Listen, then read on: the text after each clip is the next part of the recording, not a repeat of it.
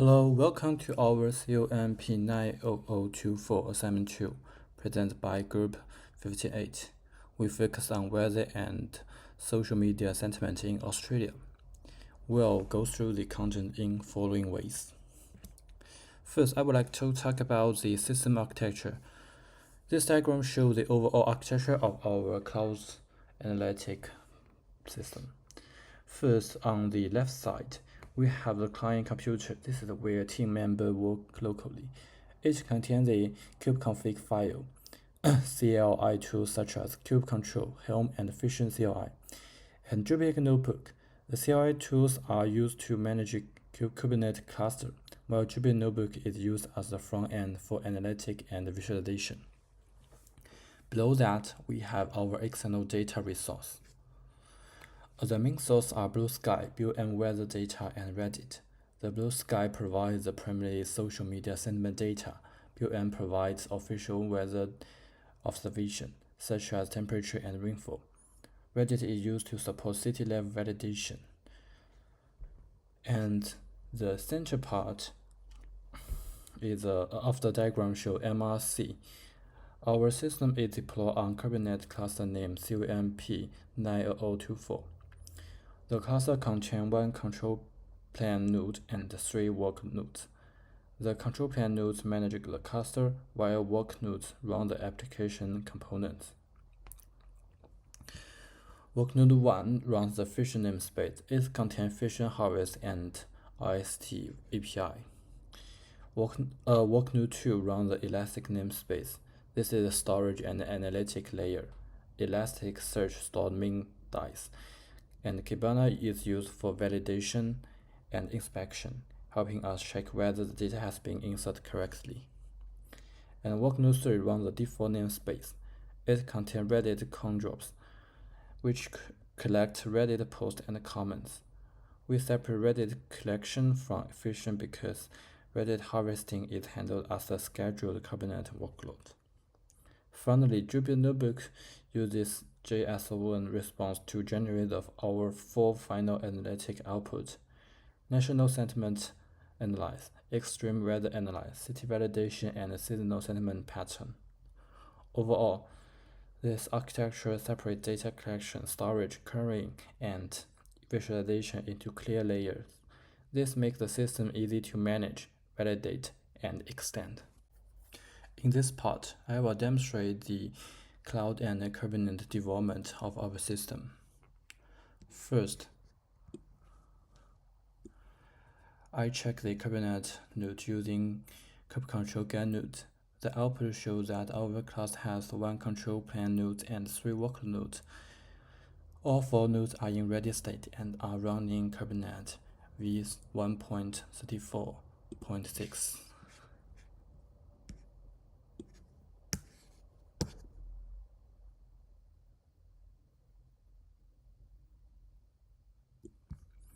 Next, this gives us an overview of the cluster workload. We can see that system include multiple namespaces such as default, Elastic Fission, Cube System, Calico System, and OpenStack System. This confirms that the cluster is not only created, but is actively running networking, Kubernetes system components, storage plugin, Fission service, Elasticsearch, Kibana, and our application workloads.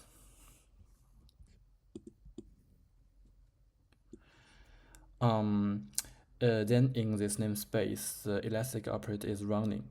Both Elasticsearch ports are running and the Kibana port is also running. This is important because Elasticsearch is our center storage and aggregate layer, while Kibana is used for data inspection and validation. The output also shows several components: Redis matrix streamers jobs, in which confirm that Reddit-related processing jobs have been triggered and completed successful. After that, the main Fission services are running, including Builder Manager, Executor, Kube Watcher, MQ Trigger Router Timer, and Webhook. This service provides the runtime for our fission function, schedule, trigger, and IST full API layer. There's one additional storage service pod in container creating state, but another storage service pod is already running, so the coefficient service layer remain available for the deploy function.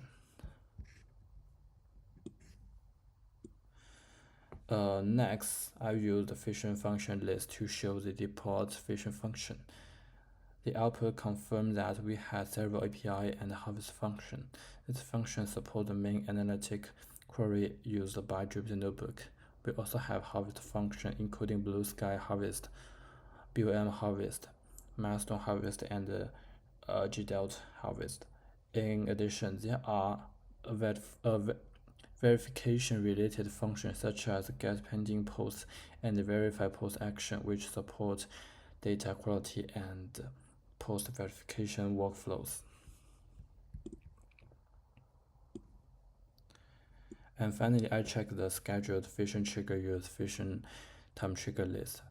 The output shows that blue chrome around every 10 minutes and triggers the blue sky harvest. A BOM cron run every 30 minutes and triggers the BOM harvest. Milestone cron also run every 10 minutes.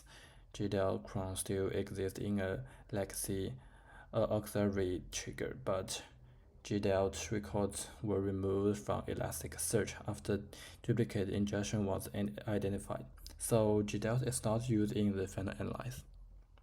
Overall, this output demonstrates that our system is deployed on the MRC Kubernetes cluster with working Kubernetes nodes, Elasticsearch, Kibana Fission Service API function, harvest function, and schedule trigger.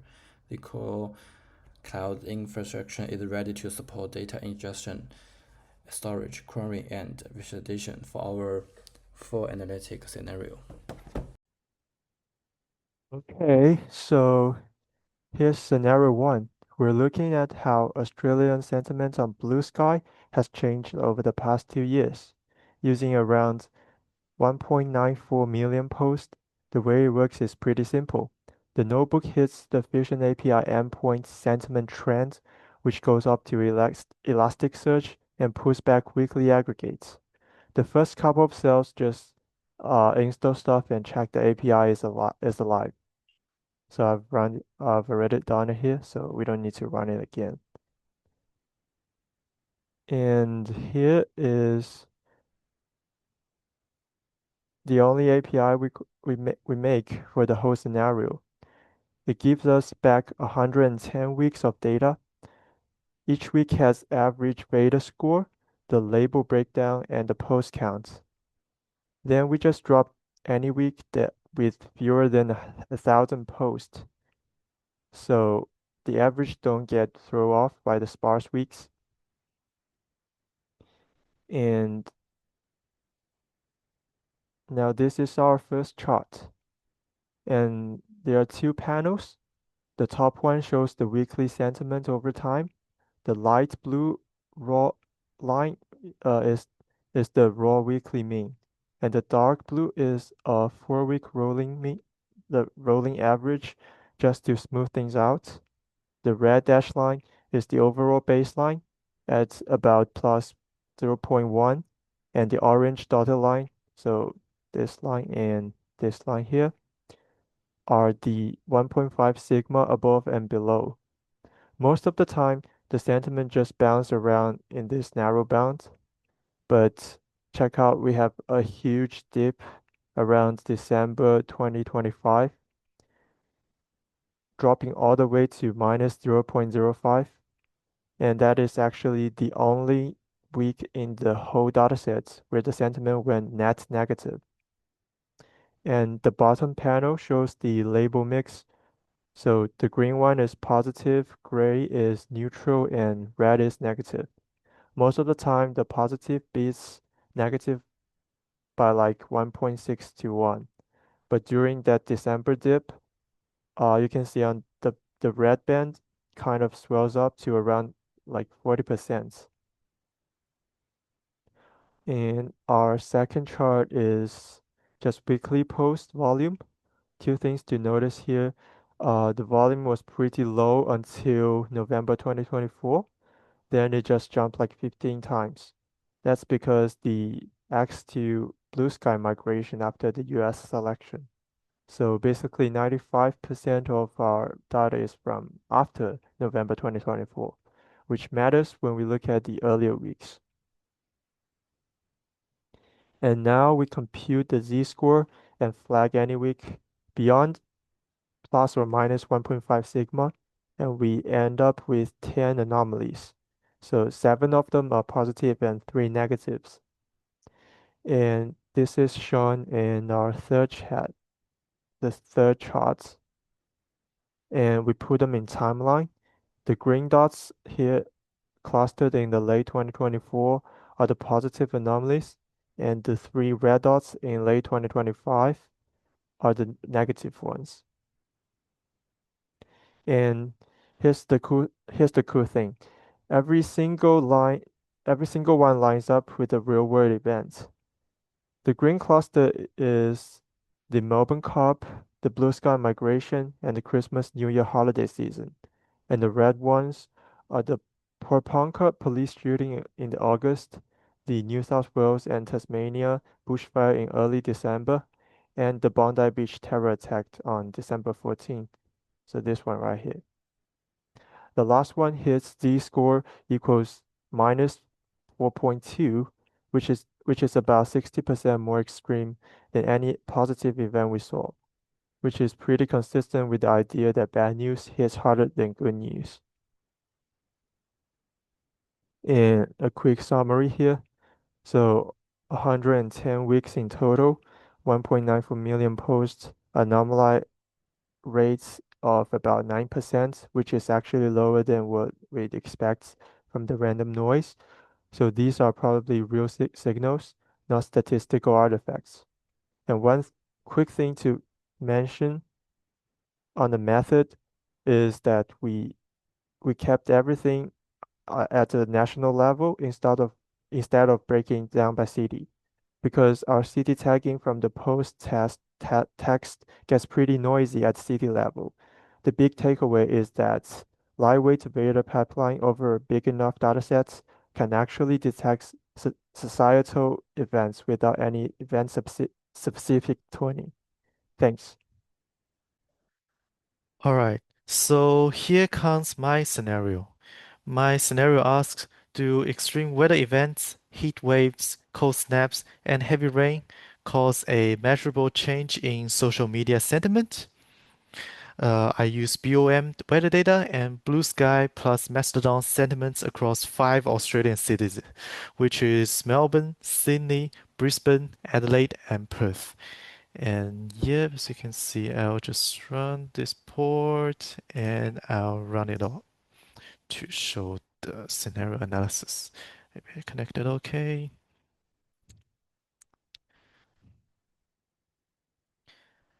Yep, the merge the merge day city dataset contains about like 2,500 city day records. And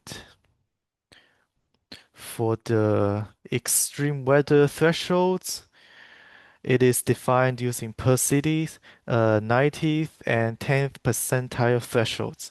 So a heat waves in Melbourne is 31 degrees, but in Perth is 35.6. Now, here are the total number of extreme weather days and normal days. So here comes the chart. Yep, sentiments, extreme weather type, and normal and extreme weather day, just a comparison. And here are the results. So on the left, the sentiment difference between extreme and normal days are less than 0.08. 0.008 on a -1 to +1 scale, and all are labeled not significant. On the right, Cohen's D effect sizes are all well below 0.2 small effect thresholds. So in short terms, no extreme weather types moves aggregate sentiment. And now here comes the core narrative chart. The orange line is Brisbane's 7-day rolling temperature, and the black dashed line is the sentiment. The color shading marks the orange is heat waves, the purple one is cold snap, and the blue one is heavy rainy days. As you can see, sentiment oscillates between 0.05 to 0.25 throughout the entire year with no visible response to any weather events. The sentiment line moves independently of the shading. I have also tested a 3-day window around each event. So as you can see, cold snaps dip slightly during and recovered after. But the heavy rain shows the same pattern, but the difference are pretty much less than 0.005, which is too small to matter. Interestingly, all 10 of the hottest day, which is around 40 to 44 degrees, recorded positive sentiment, contradicting the intuition that extreme heat worsens mood. For rainfall, only flood scales events above 100 millimeters showed any negative signals. So here comes the conclusion of the analysis. Extreme weather does not significantly affect media sentiment. The signal is pretty much stable across events types, cities, and platforms. And that's all for this scenario analysis. Our scenario is driven by two core research questions. First, how do post number differ from platform and city? And second, how do these topics evolve in real time over a 14-day window? To answer this, our dashboard ingests cross-platform data from Blue Sky, Reddit, and Mastodon, alongside official weather data from the Bureau of Meteorology. We use three back-end APIs dynamically integrating the global data, real-time social streams, and weather observations. Before running the cell, we establish a tunnel to our cluster and map our local pod to the back-end route. This has already done.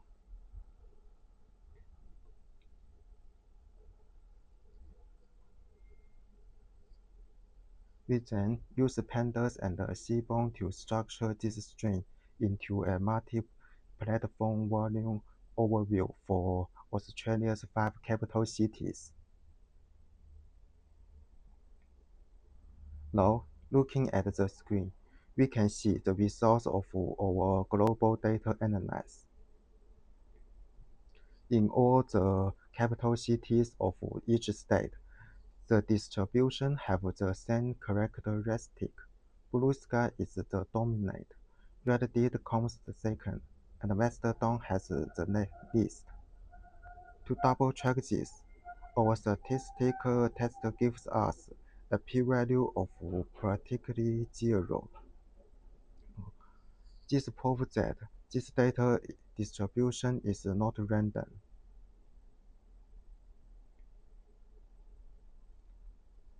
Moving on to our next scenes.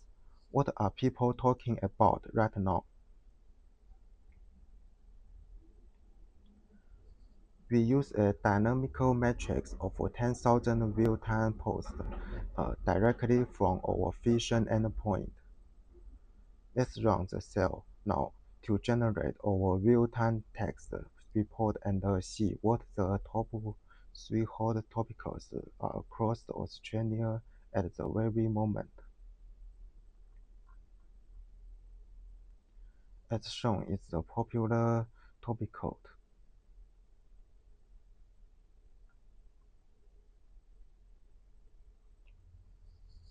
Okay, the next cell. Following up on those hot topics, this takes the exactly same real-time dataset and maps it across a 14-day evaluation timeline.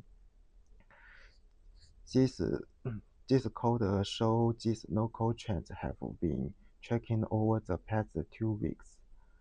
The code processes the timestamp and plots a dynamical trend line for each capital city's unique scene.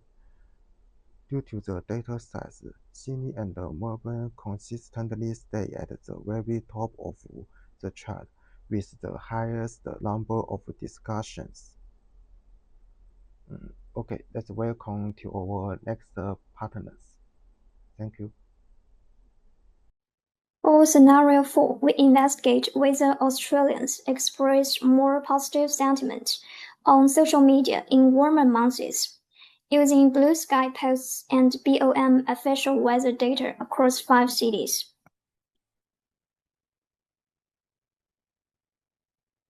All data is retrieved through our Vision RESTful API running on the Kubernetes cluster. The notebook calls HTTP GET correlation, no direct Elasticsearch access.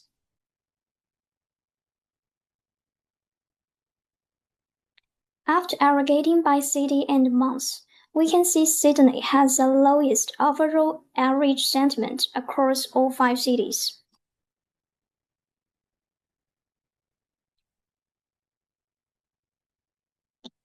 This heat map shows monthly average sentiment by city. Look at August. It's consistently the lightest column across Melbourne, Sydney, Perth, and Adelaide. August is the least happy month in the 4 out of the 5 cities, which is Australian winter. Sydney's August score of 0.091 is the lowest single value in our entire dataset.